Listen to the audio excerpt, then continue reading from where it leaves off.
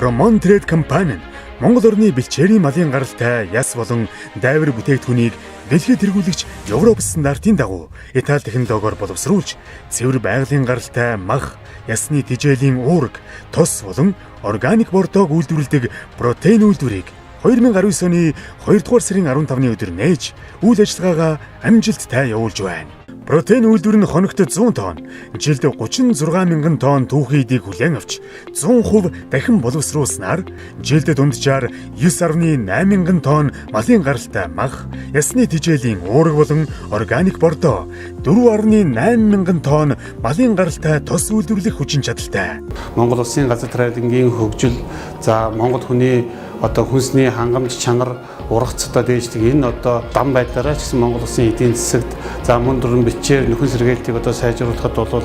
хэрэглэгдээд явах юм бол энэ байгаль орчны тэнцвэр байдлыг хадгалах нөхөн сэргээхэд үнэт швалжгүй хувийн нэмэр оруулах ийм үйлдвэр байна гэж ингэж дүгнэж байна.